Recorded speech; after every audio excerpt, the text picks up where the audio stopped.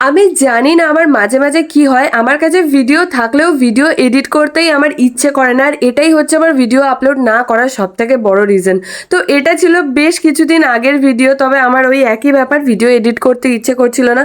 তো ব্যাপারটা হচ্ছে আমার মামার বাড়িতে ছিল মন্দির পূজা, তো সেখানেই গিয়েছিলাম। পূজার দিন সকাল 9টার মধ্যে আমি আমার মামার বাড়িতে পৌঁছে গিয়েছিলাম, আর ওখানে গিয়ে দেখি ঠাকুরের জন্য প্রসাদ কাটা হচ্ছে। আর ওই দিনকে বেশ গরম পড়েছিল, আর আমার শরীরটাও খুব একটা ভালো ছিল না।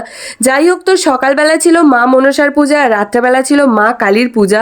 তো পূজায় বসার আগে আমাদের একটা নিয়ম থাকে যে আশেপাশের মন্দিরগুলোতে পূজা দিতে হয়। তো সেই জন্যই আমরা যাচ্ছিলাম আশেপাশে যে সমস্ত মন্দিরগুলো আছে ওখানে পূজা দেওয়ার জন্য।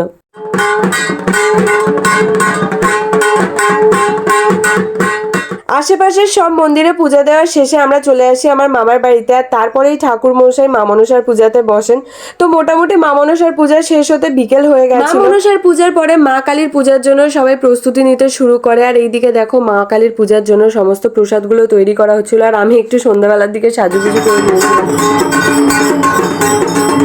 বেশ কিছুক্ষণ বসে মায়ের পূজা দেখার পর আমি আমার পেট পূজা করার জন্য একটু ভেজ পকোড়া খেয়ে আর রাত্রের মেনুতে ছিল গোবিন্দভোগ চালের খিচুড়ি, গরম গরম বেগুনি, সব রকম সবজি দিয়ে একটা চচ্চড়ি, চাটনি, পাঁপড়, মিষ্টি।